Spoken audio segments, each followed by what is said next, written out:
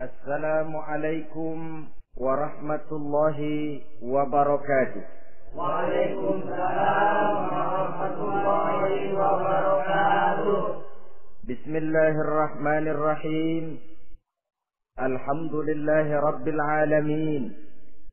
Wassalatu wassalamu ala ashrafil anbiya'i wal mursalin, imamil muttaqin, sayyidil ghurril muhajjalin, Sayyidina wa maulana Muhammadin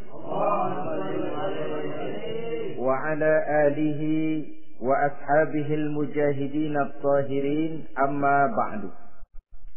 Saudara-saudara kaum muslimin rahimakumullah. Kejadian dan keberadaan kita dalam kehidupan di dunia ini merupakan kejadian dan keberadaan yang terima jadi atau terima beres.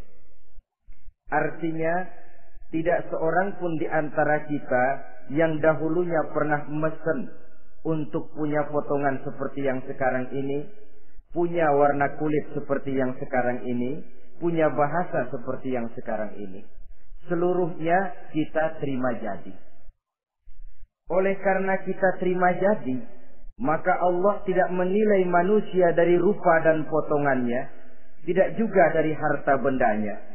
Bersabda Nabi kita, Innallaha la yanzuru ila suwarikum wa amwalikum, walakin yanzuru ila qulubikum wa a'malikum. Sesungguhnya Allah subhanahu wa ta'ala tidak melihat potonganmu, tidak melihat harta bendamu, tetapi yang dilihat dan dinilai oleh Allah subhanahu wa ta'ala tidak lain adalah hati dan amal perbuatanmu. Kenapa rupa yang elok, paras yang cantik tidak dijadikan penilaian utama oleh agama? Pertama, karena yang namanya cantik adalah relatif. Tergantung siapa yang memandang. Yang menurut saya cantik, menurut saudara belum tentu cantik. Dan yang menurut saudara cantik, menurut saya mungkin jelek, enggak ketulungan. Oleh karenanya, di kalangan para ahli cinta ada perbedaan pendapat. Sebenarnya cantik yang bikin orang jatuh cinta atau cinta yang menyebabkan orang jadi cantik. Dua-duanya bisa saja terjadi. Mungkin karena cantik orang lalu jatuh cinta, mungkin sudah kadong cinta biar gempor cantik juga. Tapi yang jelas cantik adalah relatif. Yang kedua, cantik itu temporer, berubah oleh pergeseran masa dan pertukaran waktu. Tidak ada orang makin ke ujung makin cantik.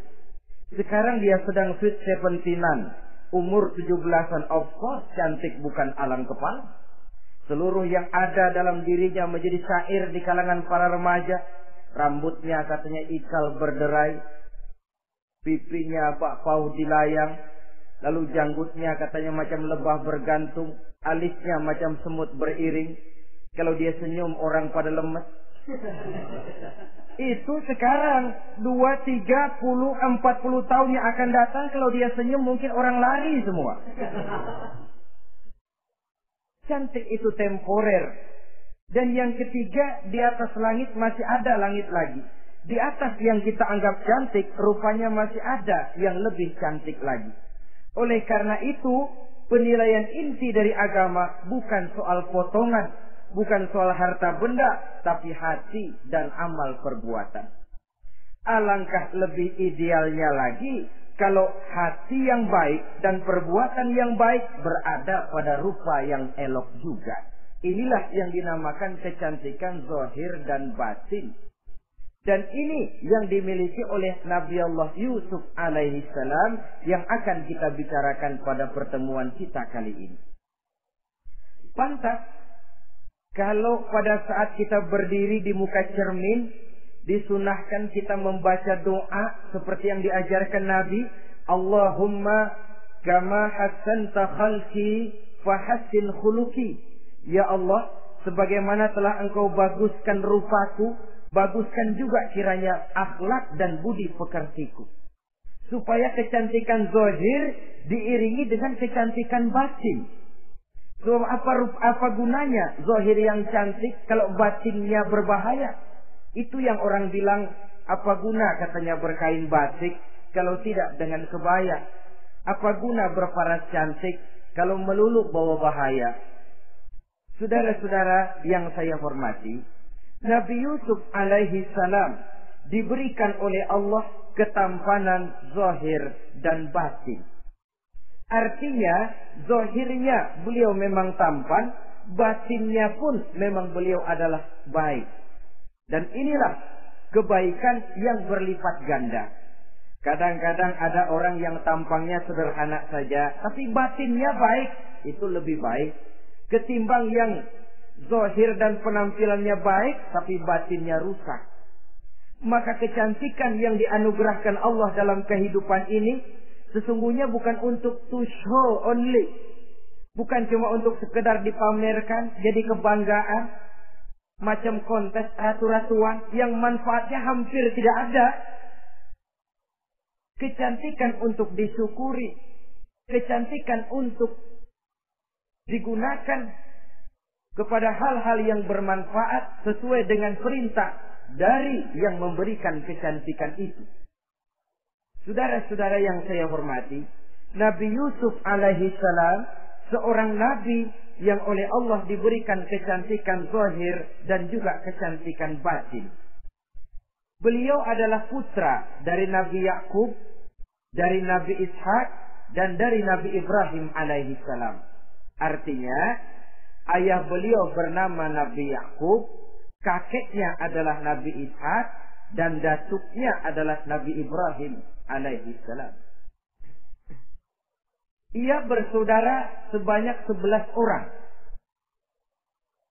Dari 11 orang saudaranya ini, hanya satu yang seibu sebapak, yaitu Benyamin. Sedangkan yang lain adalah saudara dari lain ibu.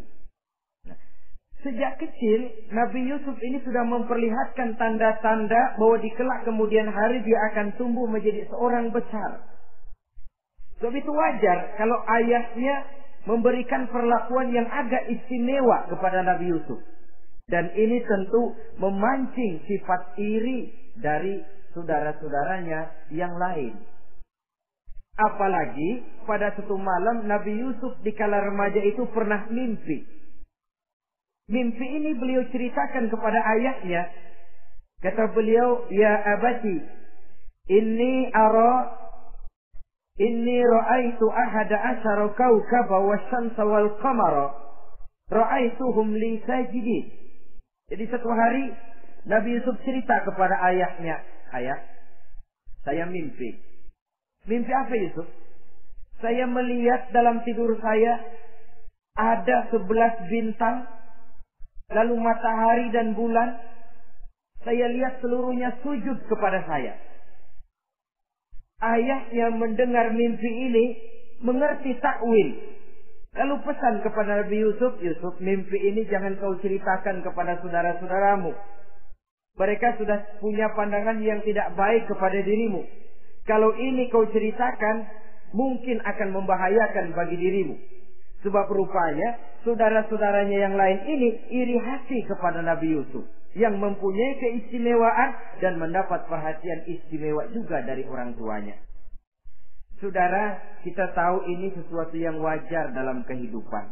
Pepatah bilang, likulli zi ni'matin mahsudun. Tiap kali kita mendapat suatu nikmat, bakal ada orang yang hasud, iri hati, dengki. Itu watak kehidupan. Kalau kita jatuh miskin, orang tepuk tangan. Kalau kita jadi kaya, orang tanya berdukun kemana. Wajar saja. Likulli zi ni'matin mahsudun. Tiap kali kita mendapat suatu nikmat, tentu ada yang hasud, ada yang iri, ada yang tidak senang. Begitu juga halnya dengan saudara-saudara Nabi Yusuf alaihi salam. Dan watak iri hati ini tidak cuma tinggal iri hati, mereka buktikan lewat tindakan konkret. Satu hari mereka musyawarah, saudara-saudara yang iri ini. Saudara-saudara, bapak kita enggak adil. Masa Yusuf mendapat perlakuan istimewa? Wa nahnu usbah, sedangkan kita ini golongan yang lebih besar. Dari 12 orang anaknya, masa cuma satu Yusuf yang mendapat perlakuan lebih istimewa? Kita ini yang sebelah dianggap angin apa? Nggak adil abah kita ini. Iya, tapi caranya bagaimana? Apa kita omelin bapak? Jangan. Habis Yusuf singkirin. Kalau Yusuf nggak ada kan anaknya tinggal kita. Praktis perhatiannya seluruhnya akan tercurah kepada kita.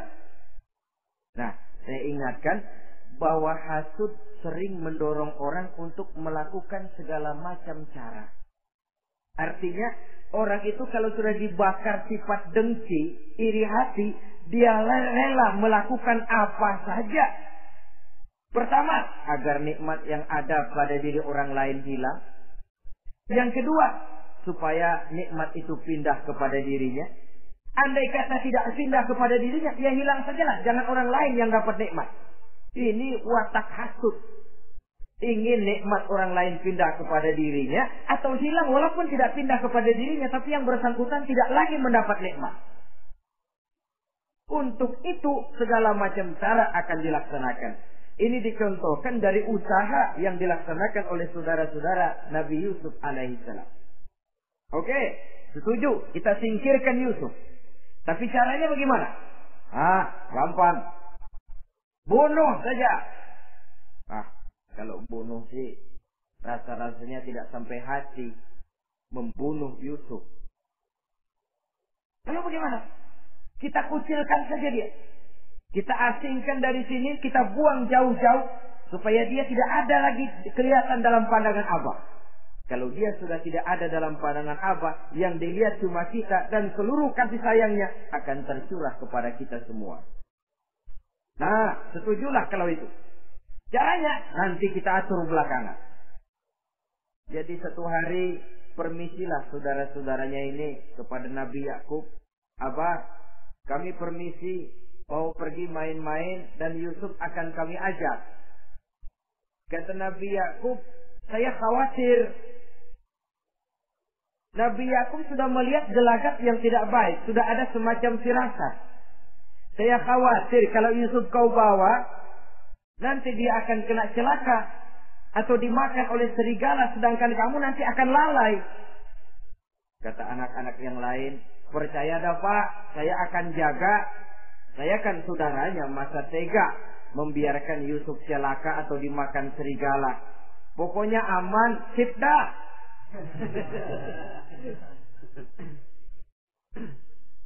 Sampai akhirnya Nabi Yakub mengizinkan. Pergilah 12 bersaudara ini pergi bermain-main. Mula-mula berkejar-kejaran, Yusuf ikut main kejar-kejaran.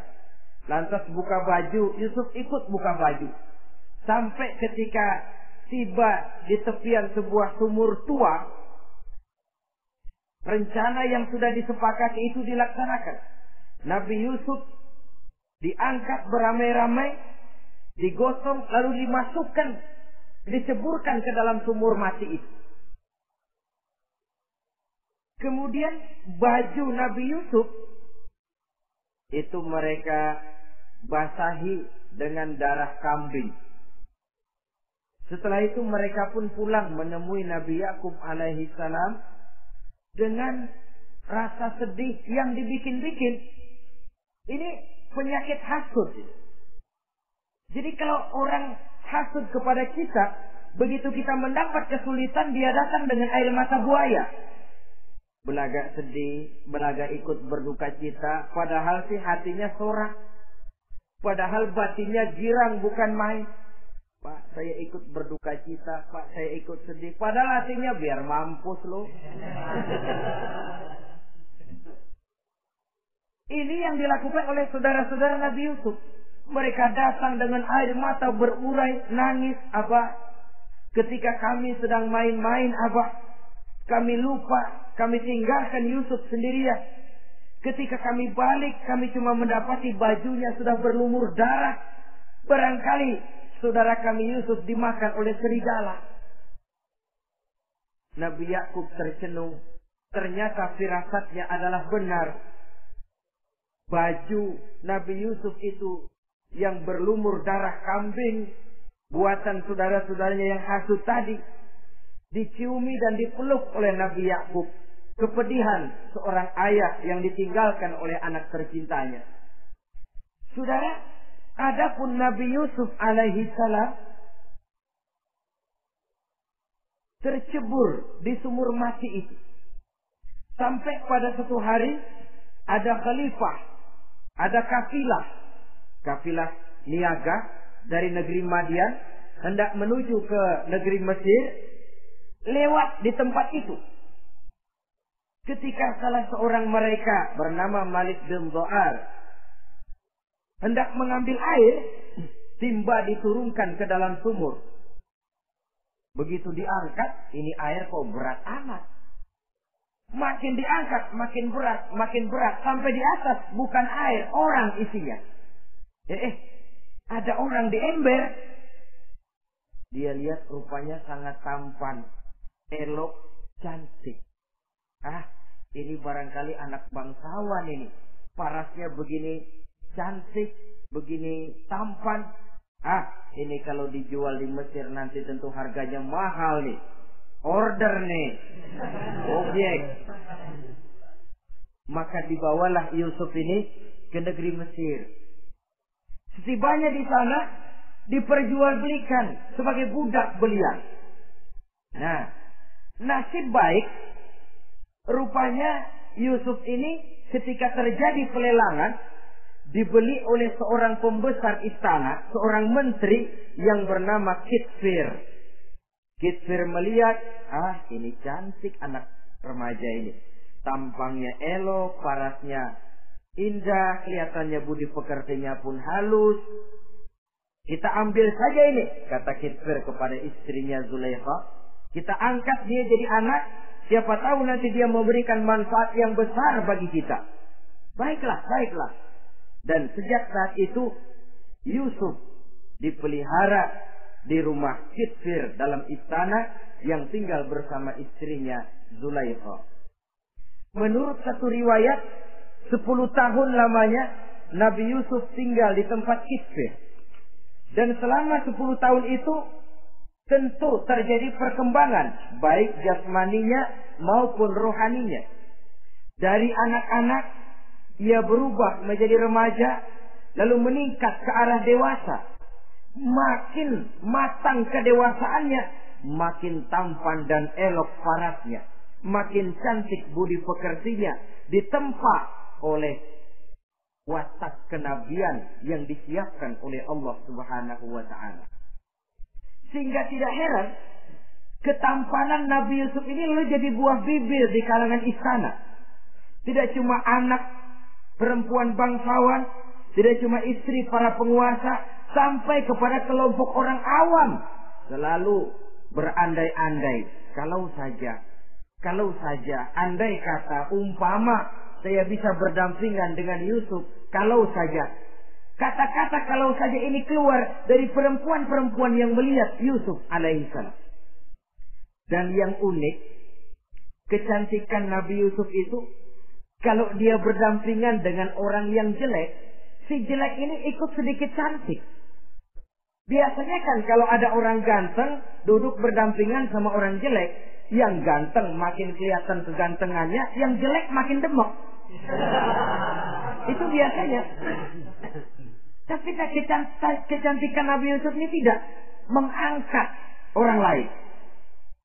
Nah, rupanya yang tertarik kepada ketampanan Nabi Yusuf ini tidak cuma perempuan-perempuan lain, juga termasuk Siti Zulaikha, istri daripada Kitfir, yang merupakan ibu angkatnya.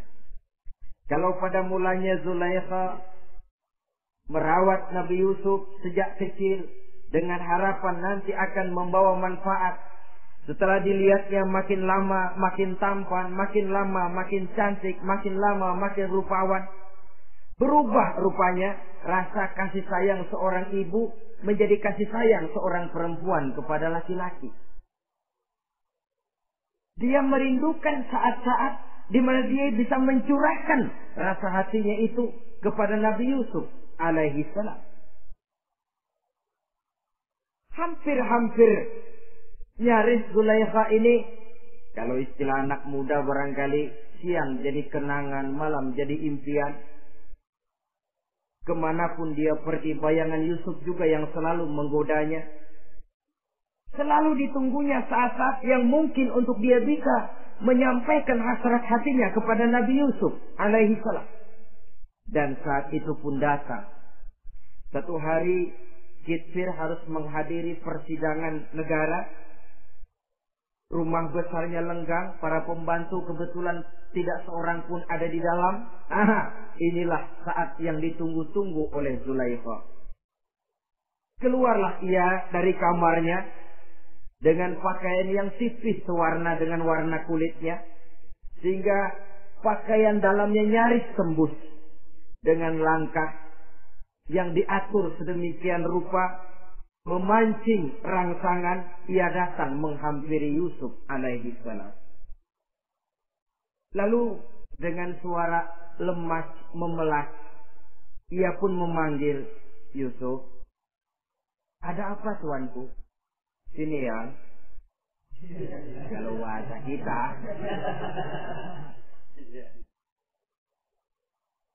Melihat mendengar suaranya yang lain dari hari-hari biasa.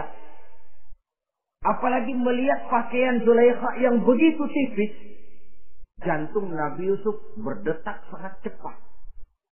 Darah mengalir dengan cepat. Maklum, beliau juga manusia, laki-laki normal terlepas dari kenabiannya. Jantungnya dak-dikduk. Kemari Yusuf, sini. Ada apa tuanku? Sudah lama Yusuf. Lama apa tuanku? Saya memendam rindu kepadamu Yusuf. Siang malam engkau juga yang jadi tumpuan harapan saya. Kemanapun saya pergi seakan wajahmu juga yang saya lihat Yusuf. Tidur saya jadi tak nyenyak. Makan saya tak pernah membawa kekenyangan Yusuf. Tidur yang biasanya mendatangkan semangat seolah semuanya pergi meninggalkan saya Yusuf. Hembusan sepoi pagi mengusap bunga merekah dalam taman yang biasanya membawa keindahan, semuanya telah berganti dengan keindahan wajahmu Yusuf. Sinilah sebentar, penuhi hasrat hati saya. Saya segan tuanku. Segan kenapa Yusuf? Saya tidak mau mengkhianati tuan saya yang telah berbuat baik kepada saya. Apakah saya juga tidak pernah berbuat baik kepadamu? Benar, tuan juga berbuat baik kepada saya. Tapi pantang saya mengkhianati majikan saya. Yusuf, sekarang kesempatan yang baik. Kitfir, suami saya, sedang menghadiri persidangan penting di negara, di istana. Dan rasanya akan lama dia baru kembali. Sementara para pembantu kita tidak ada di sini. Saya malu tuanku, saya segan.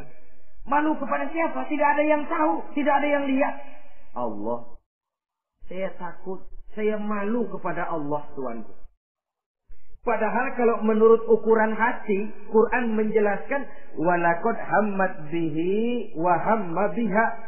Sebenarnya Zulaikha cinta kepada Yusuf, Yusuf pun senang kepada Zulaikha. Saat itu iblis sibuk bukan main memasang jerat, pasang besi berani biar pada nyetrum.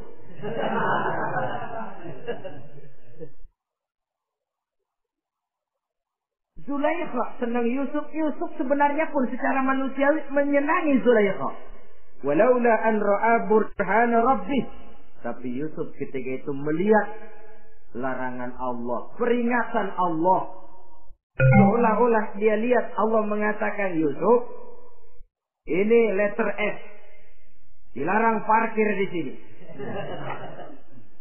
Menurut satu riwayat, Nabi Yusuf melihat ayahnya, Nabi Yakub, melambai-lambaikan tangan menyetok. Seolah-olah melarang dia meneruskan langkahnya. Riwayat lain menjelaskan, seolah-olah Nabi Yusuf dibisiki oleh malaikat Jibril. Yusuf, kalau kamu kalah sekarang, kamu sama saja gajah kemasukan semut di kupingnya terus mati. Tapi kalau kamu menang, kamu adalah gajah yang tidak terkalahkan. Ada semut mati ada gajah mati oleh semut. Alangkah memalukan. Binatang yang begitu besar jatuh hanya oleh binatang yang begitu kecil. Artinya apa? Kau akan jadi orang besar Yusuf. Apakah harus gagal dan jatuh cuma karena bujuk rayu seorang perempuan macam ini? Satu riwayat menjelaskan semacam itu. Sehingga mantap Yusuf. Maaf tuanku, saya malu kepada manusia, saya malu kepada majikan, tapi saya lebih malu lagi kepada Allah. Saat ini majikan tidak tahu, orang seorang pun tidak ada yang lihat, tapi Allah pasti lihat. Itu yang saya malu. Ah Yusuf, jangan sok kalem Sob. Mumpung situasi mengizinkan, mubazir nih. Zulaikha pun berangkat pergi ke tempat pembaringan, ke tempat tidur. Lalu dengan pose yang merangsang, aduhai, melambai-lambaikan tangannya, hai sanak, Yusuf sini, Yusuf kemari. Nabi Yusuf dipelihara oleh Allah. Ketika Nabi Yusuf tetap menampakkan keengganannya, Zulaikha jadi berang. Ya namanya istri pembesar ditolak oleh anak muda yang menurut penilaian dia nggak ada apa-apanya. Lu kan kecemplung di sumur, gua pungutin. Cuma sekedar segini aja nggak mau nurutin. Kebangetan amat. Bukan Zulaikha kalau nggak nekat. Dia bangun dari pembaringannya, gemas, dia hampiri Yusuf. Kalau cara kita diunyeng Yusuf itu.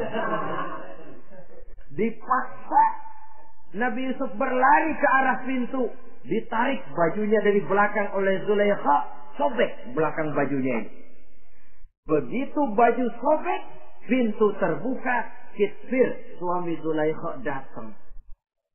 Orang Arab bilang yumsak mablul, ketangkep basah.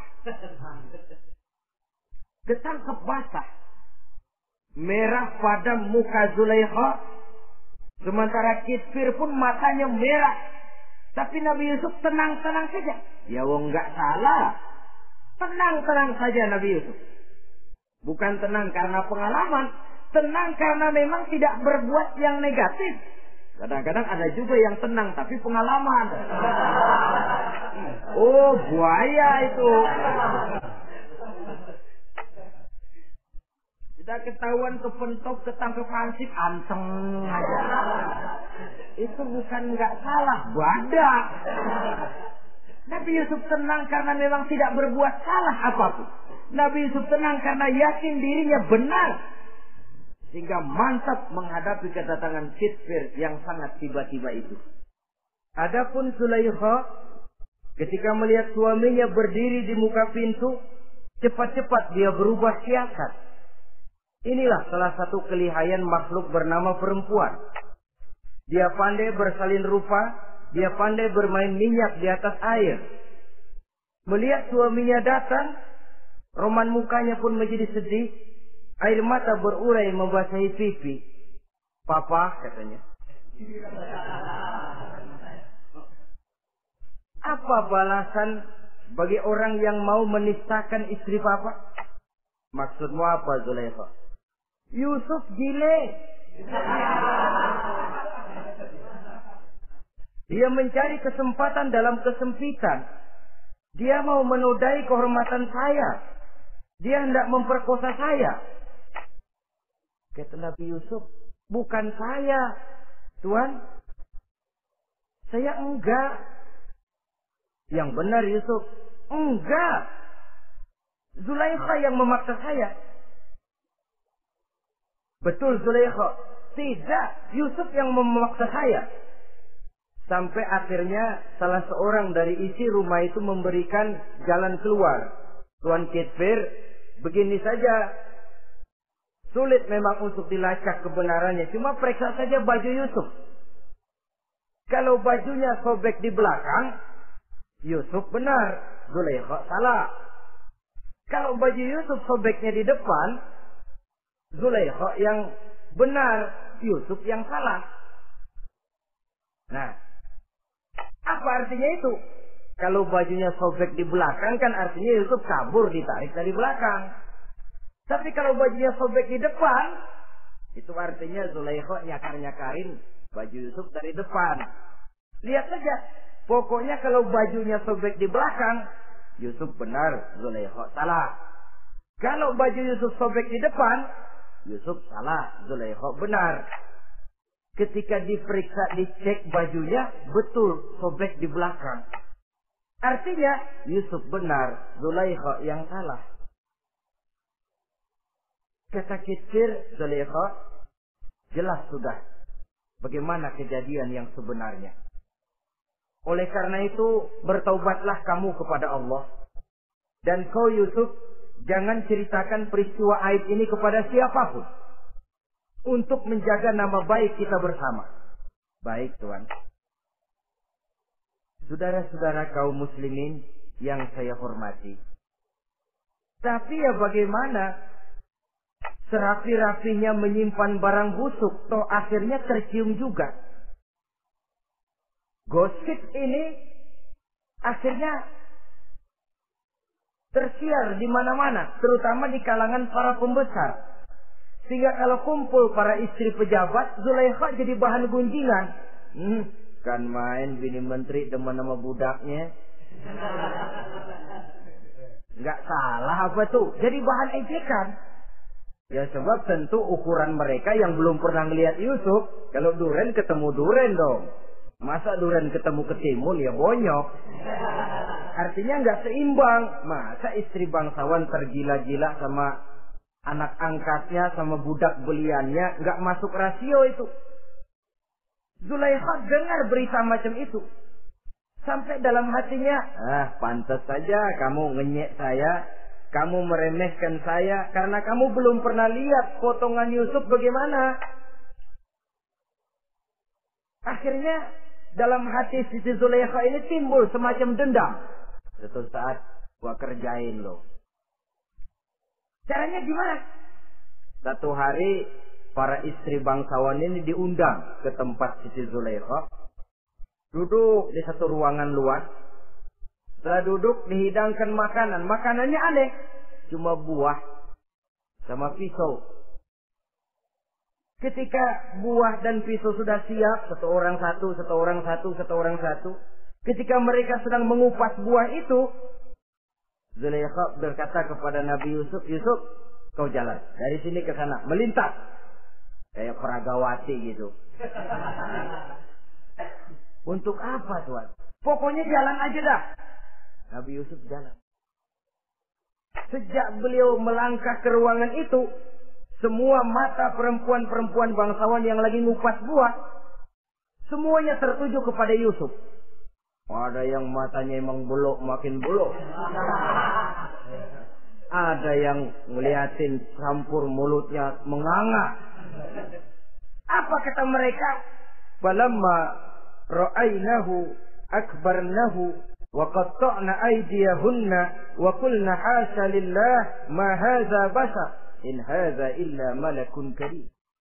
Falamma ra'aynahu, ketika perempuan-perempuan itu melihat Yusuf, akbarnahu, mereka agungkan Yusuf. Wa qulna hasya lillah, mereka bilang, ini sih bukan orang nih. Ini malaikat nih. Bukan orang. Orang segini cakepnya. Artinya belum pernah mereka lihat paras yang secantik dan setampan itu. Akibatnya apa? Nggak berasa mau motong buah keiris tangan. Rata-rata perempuan yang ada di situ tangannya pada luka. Kenapa? Mau motong buah, mata kemana, mulut kemana, tangan kepotong. Melihat itu semua, Zulaikha puas.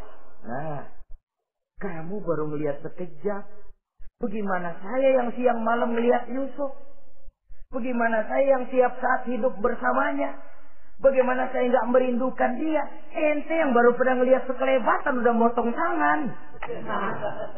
Saya yang tiap hari sama-sama dia nggak celeng juga udah pantas. Saudara-saudara kaum muslimin yang saya hormati.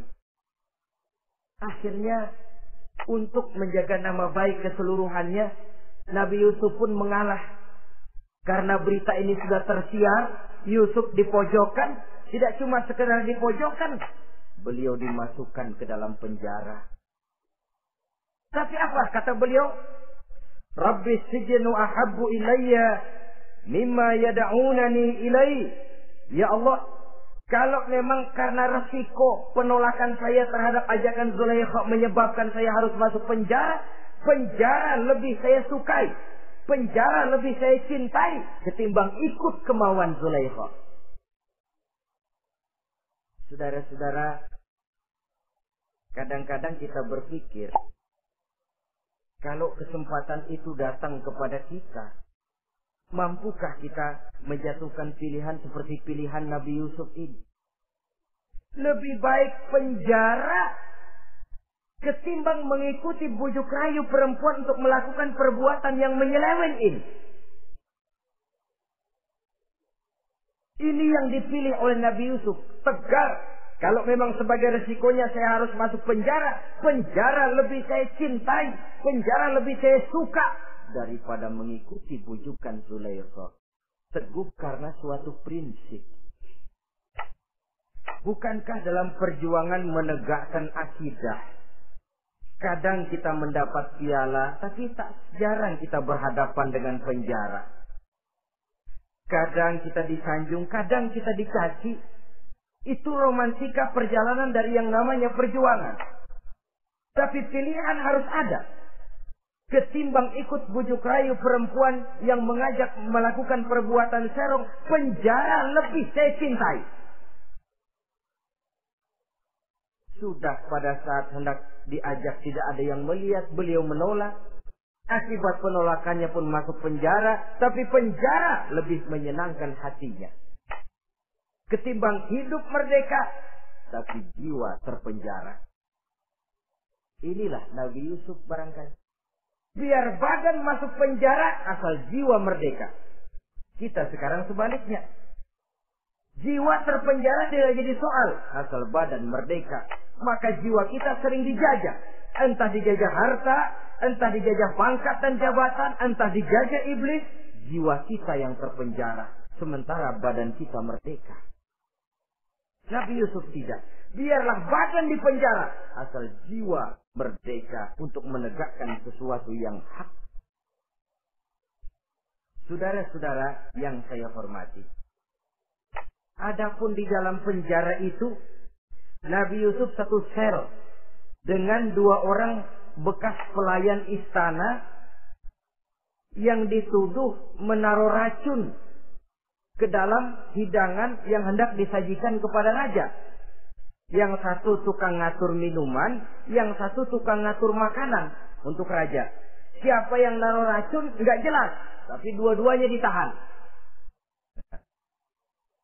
Sampai satu malam, teman satu sel ini dua-duanya ngobrol kepada Nabi Yusuf. Yusuf, kami ini dipenjara karena dituduh menaruh racun ke dalam hidangan yang dihidangkan kepada baginda raja. Siapa yang salah, kami sendiri tidak tahu. Saya nggak ngerasa naruh racun, kata yang tukang ngatur minum. Saya juga enggak, kata yang tukang ngatur makan. Sampai satu malam mimpi. Mimpi itu diceritakan kepada Nabi Yusuf. Kata yang tukang ngatur minuman, Yusuf, saya mimpi. Saya memeras anggur, lalu menghidangkannya kepada baginda raja. Apa arti mimpi saya? Kata yang tukang hidangin makanan, kalau saya Yusuf, saya ngimpi menjunjung roti di atas kepala saya, itu roti dipatokin burung. Apa arti mimpi saya? Saudara-saudara, Nabi Yusuf tersenyum. Adapun kamu yang mimpi memerah anggur, kamu akan keluar dari penjara bebas dan akan kerja lagi di istana. Adapun kamu yang mimpi menjunjung roti dipatokin burung, kamu akan dihukum mati, disalib, dan kepalamu akan dipatokin oleh burung. Ini tukang roti ngotot, bisa aja lu ah. Ya lempengan apa ramalannya? Ya bukan soal bisa nggak bisa, lihat aja kenyataannya. Cuma kepada kamu yang tukang ngatur minuman, saya pesan, kalau nanti kamu bebas kembali di istana raja, tolong ceritakan ihwal saya kepada baginda raja ini. Saya mendekam di penjara ini tanpa berbuat salah apapun. Baik, insya Allah Yusuf. Dan ketika persidangan memutuskan seperti tepat yang diramalkan Nabi Yusuf, Si tukang menghidangkan makanan dihukum mati, si tukang menghidangkan minuman kembali kerja di istana. Tapi begitu kerja, dia lupa sama pesan Nabi Yusuf. Itu biasanya watak orang memang begitu. Kalau dalam keadaan kepepet, macam-macam janjinya. Begitu keadaannya longgar, lupa sama janjinya. Sehingga ada pepatah katanya, nolongin anjing kejepit. Waktu kejepit, kaing-kaing minta ditolongin. Begitu darah pilih tolongin, yang nolongin bisa digigit. Saudara hadirin yang saya hormati, sampai bertahun-tahun Nabi Yusuf mendekam dalam penjara. Tapi itulah yang menambah kedewasaannya. Maka orang beriman ya, yang mantap nilai imannya, tempat tidak jadi soal. Kadang-kadang dia merasakan penjara lebih indah dari alam terbuka. Banyak orang-orang beriman yang justru di penjara menghasilkan karya-karya besar. Kita tahu misalnya almarhum Hamka justru di penjara bisa menyelesaikan tafsir Al-Azharnya. Salah satu karya besar pujangga terkemuka ini. Macam Hasan Al-Banna, Abdul Qadir Auda, dan banyak lagi tokoh-tokoh Ikhwanul Muslimin merasakan justru penjara itu bagaikan surga. Kenapa? Mereka yakin di penjara untuk sesuatu yang benar. Maka tempat tidak pernah jadi masalah. Kalau jiwa merdeka puluhan tahun mendekam di penjara, tidak akan merupakan satu rasa yang lama. Kenapa? Jiwa tidak bisa dibatasi oleh ruangan 2x3 meter.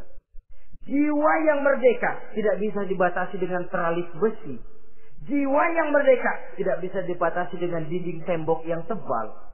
Jiwa yang merdeka mengembara, melanglang buana, mencari idealisme yang ada dalam dirinya. Itu yang dirasakan oleh Nabi Yusuf alaihi salam. Untungnya, satu malam raja ngimpi. Untungnya ini. Ngimpinya luar biasa. Ada 7 ekor lembu gemuk-gemuk.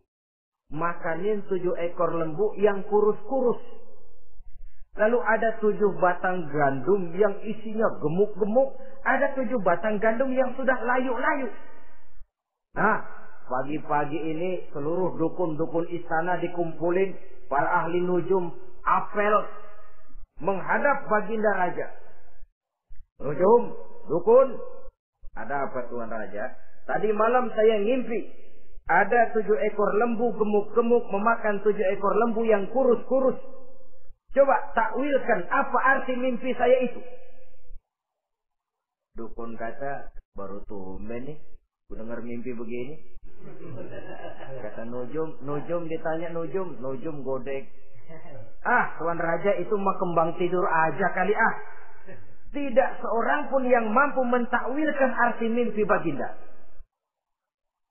Sampai tukang minuman dengar lapor, Tuan Raja, ada apa, Mas? Saya waktu di penjara ada seorang anak muda namanya Yusuf, dia mentakwilkan mimpi saya dan pas seperti takwilnya. Panggil Yusuf. Dipanggil Yusuf. Kain pintu penjara, masuk tukang anggur, tukang minuman ini. Yusuf, iya. Kemana aja? Itu dia itu kelupaan. Iya, kalau kelupaan sehari 2 hari barangkali bisa ditolerir. Kelupaan bisa tahunan. Cuma begitu dengar ada mimpi, pikir tukang minuman. Kali aja ini Yusuf bisa takwilkan, kan jasa saya nemuin Raja sama Yusuf kan. Komisi lumayan. Begini Yusuf, baginda raja mimpi begini-begini. Barangkali kau bisa takwilkan, kau dipanggil menghadap Tuan Raja. Berangkatlah Yusuf menghadap Tuan Raja. Sesampainya di sana, mohon maaf Tuan Raja. Menurut takwil saya, arti mimpi Tuan Raja itu akan datang satu masa di mana 7 tahun lamanya negara ini subur, makmur, aman, tentram, gemah, repah, loh jinawi, toto tentrem, kertora harjo. Tapi akan datang setelah itu 7 tahun lamanya di mana musim kemarau membahana, tanah menjadi kering, panen gagal, rakyat diancam kelaparan. Dan kita harus siap-siap untuk itu. Itu takwil mimpi tua. Caranya bagaimana, Yusuf? Mengatasi krisis kelaparan ini. Ya, kita bikinlah gudang-gudang untuk menyimpan makanan. Kalau lagi panen jangan mumpung. Ingat pada suatu saat kita akan paceklik. Sehingga kata orang-orang tua dulu, kalau lagi sehat, ingat dong, bakalan sakit. Kalau lagi kaya, ingat dong, bakalan miskin. Semuanya itu milik daripada kehidupan. Tidak ada orang yang ketawa terus dalam hidup. Tidak ada orang yang nangis terus. Semuanya silih berganti, datang pergi, patah tumbuh, hilang berganti. Dunia hari ini bikin kita ketawa, besok dia buat kita menangis. Hari ini dibuatnya kita senyum, besok dibuatnya kita berurai air mata. Hari ini dijadikannya kita kaya, besok dijadikannya kita kere. Pantas kalau orang bilang, wamal hayatud dunya, Allah mengatakan wamal hayatud dunya illa lahun wa la'ib. Hidup dunia ini cuma sandiwara. Tiap kita sekarang sedang memegang peranan. Ketika memegang peranan, ya jadi orang kaya peranan, jadi kiai peranan, jadi jenderal peranan. Sama saja dengan wayang golek. Gatot Kaca yang bertulang kawat berotot baja, punya ajian Braja Musti, gagah perkasa, bisa terbang di angkasa. Hebat perkasa Gatot Kaca. Kapan? Waktu dipegang dalang. Betul apa benar? Gagahnya Gatot Kaca, sakti mandragunanya sang Gatot Kaca. Kapan itu? Waktu dipegang dalang. Begitu peranannya selesai, sama dalang dimasukin ke kotak, diam aja Gatot Kaca. Terbang ya? Enggak, diam aja. Begitulah kehidupan ini. Gagah kita menyandang bintang 4 di pundak. Gagah kita membawa harta yang banyak. Gagah kita membawa jabatan ini dan itu. Waktu oleh sang sutradara dimasukkan ke dalam lubang yang luasnya tidak lebih 1 kali 2 meter. Enggak bekutik. Enggak ada yang lawan. Jenderal yang berbintang 4 dilonjorin, dia yang lihat anteng aja. Habis peranan sudah sampai di situ. So itu wajar.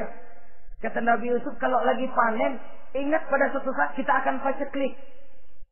Jangan giliran panen besar. Di daerah-daerah kita lihat, sudah panen pesta pora. Bukan bersyukur kepada Allah. Tapi kegembiraan itu diwujudkan dalam bentuk lain. Tontonan yang membuat lupa diri, bermabuk-mabukan. Sehingga kadang-kadang kalau di daerah itu katanya kalau musim panen, musim kawin. Musim paceklik, musim cerai.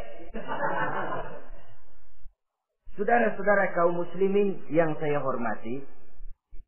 Karena itu, dalam satu hadis Nabi ingatkan, ta'arraf ilallah firraha ya'rifka fi syiddah. Ingatlah kepada Allah di waktu kamu senang, supaya Allah ingat kepadamu waktu kamu susah. Kalau waktu senang kita lupa kepada Allah, ya wajar. Kalau waktu susah Allah juga lupain kita.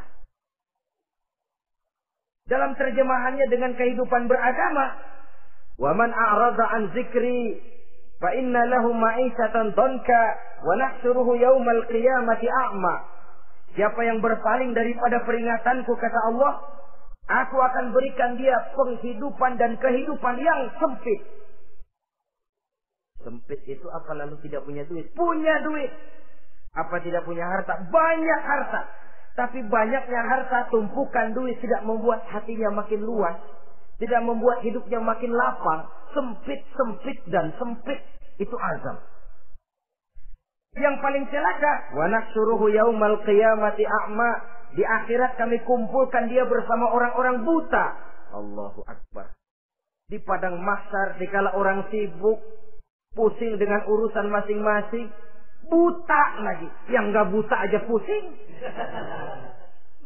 Mereka teriak-teriak, qala rabbi lima hasyartani a'ma wa qad kuntu basira. Ya Allah, kenapa kami buta padahal waktu di dunia kami melihat? Allah jawabnya enak aja. Kadzalika atatka ayatuna fanasitaha wa kadzalika al-yauma tunsa. Rasain dulu. Dulu waktu di dunia datang peringatanku pada belaga pilon. kamu lupakan, sekarang juga pantas kamu dilupakan. Waktu susah kamu lupa, waktu senang kamu lupa Allah. Waktu susah juga pantas kamu dilupakan Allah. Waktu di dunia kau berpaling dari peringatan Allah. Kalau sekarang Allah berpaling kepadamu juga adil. Walaupun kalau Allah mau tidak berpaling juga adil. Sebab Allah itu mutlak. Tidak ada yang membatasi apa yang dimaui oleh Allah. Saudara-saudara kaum muslimin, itu pesan Nabi Yusuf. Bikin gudang yang besar, simpan bahan makanan untuk persediaan musim kemarau. Kalau begitu sekalian aja deh Yusuf. Sekalian bagaimana Tuan Raja? Kau saya angkat jadi menteri urusan makanan dan urusan kemakmuran. Tuan Raja, apa enggak terburu-buru? Kau bisa mentakwilkan mimpi saya, bahkan kau bisa mencari jalan keluar. Ini sudah sesuatu yang menguntungkan Yusuf. Mencari jalan keluar ini pemikiran yang menteri saya belum bisa berpikir kayak kamu. Sudah, kau pegang jabatan ini.